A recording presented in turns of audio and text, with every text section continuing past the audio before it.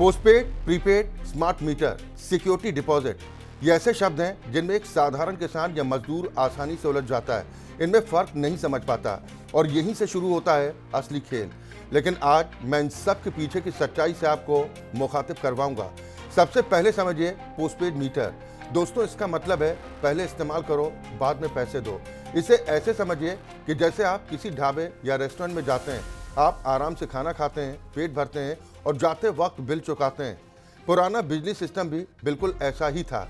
आप पूरे महीने पंखा, कूलर, टीवी, मोटर सब कुछ चलाते थे और महीने के अंत में मीटर रीडर आता था, रीडिंग लेता था और बिल दे दिया जाता था।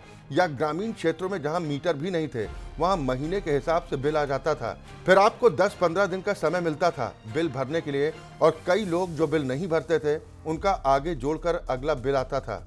इस सिस्टम में थोड़ा सुकून था, क्योंकि अगर पैसे थोड़े लेट हो जाएं तो भी तुरंत बिजली नहीं कटती थी। अब आते हैं प्रीपेड मीटर पर, जिसका मतलब है पहले पैसे दो, फिर इस्तेमाल करो। इसे अपने मोबाइल की रिचार्ज जैसा समझिए। जब तक आपके मोबाइल में बैलेंस है, आप बात कर सकते हैं और जैसे ही बैलेंस खत्म, फोन बंद। प्रीपेड मीटर भी कुछ यही करता है। आपको पहले बिजली विभाग को पैसे जमा करने होते हैं। जितना पैसा जमा करते हैं उतनी बिजली मिलती है। लेकिन इसमें सबसे बड़ी दिक्कत क्या है? यह मशीन बिल्कुल कठोर है, इसमें कोई इंसानियत नहीं है। मान लीजिए रात के 2 बजे आपका बैलेंस खत्म हो गया, तो ये मीटर ये नहीं देखेगा कि घर में कोई बीमार है या फिर बच्चा, फौरन बिजली काट देगा।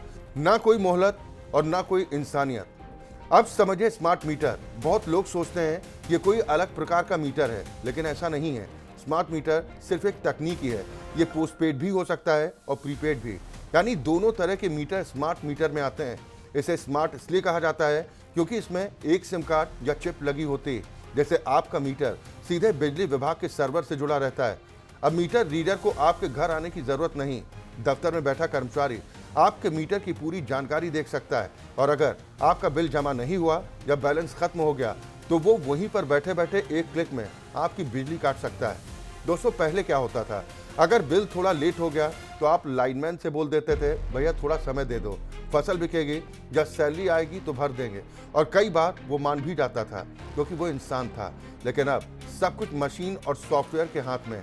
जैसे ही सिस्टम को दिखा कि पैसा नहीं है, बिजली कट। अब आते हैं सबसे बड़े मुद्दे पर, यानी सिक्योरिटी डिपॉजिट पर। इसे ऐसे समझिए जैसे आप किराए पर घर लेते हैं। मकान मालिक कहता है कुछ पैसे एडवांस रख दो, ताकि अगर तुम बिना किराए दिए भाग जाओ तो मैं उसे वसूल कर लूं। इसी को सिक्योरिटी डिपॉजिट कहते हैं।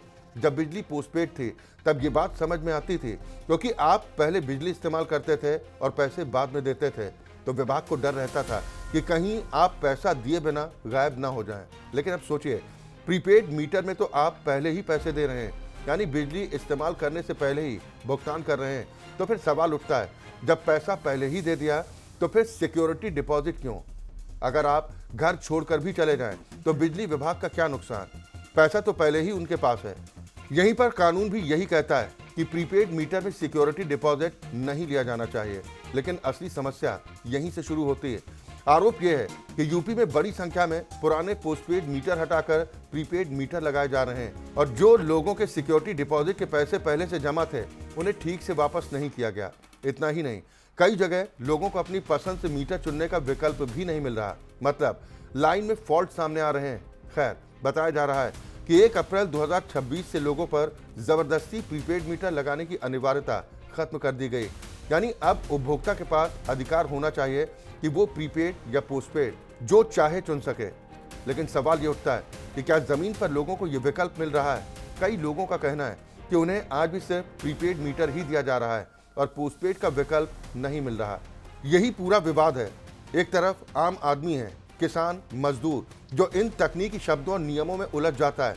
वहीं दूसरी तरफ सिस्टम है जहां मशीनें, सॉफ्टवेयर और नियम चलते हैं, लेकिन इंसान की जरूरत और परेशानी कई बार पीछे छूट जाती है। यही वजह है कि आज ये मुद्दा सिर्फ बिजली का नहीं, बल्कि हक और समझ का भी बन चुका है। बिजली सिर्फ एक सुविधा नहीं है, यह हर घर की जरूरत है। इसे समझना आपका अधिकार है और सही विकल्प चुनना भी आपका हक है। अगर सिस्टम आपको उलझाकर फैसला लेने पर मजबूर करे तो सवाल पूछना शुरू कीजिए, क्योंकि जब जनता जागती है तभी सिस्टम सही रास्ते पर आता है। बाकी आपके यहाँ बिजली विभाग का कार्य कैसा है, कर्मचारियों का बर्ताव कैसा है, कमेंट के माध्यम से जरूर बताएं क्योंकि जब आप बातें रखेंगे तभी हम भी आपकी आवाज़ को उठा सकेंगे। बाकी भी जो लोग हैं वो भी आगे लेकर इन बातों को आएंगे, लेकिन अगर आप आवाज़ नहीं उठाएंगे तो वो कोई भी विभाग क्यों ना हो, वो मनमाना व्यवहार ही करेगा। तो अपनी बात ज़रूर रखें। नमस्कार।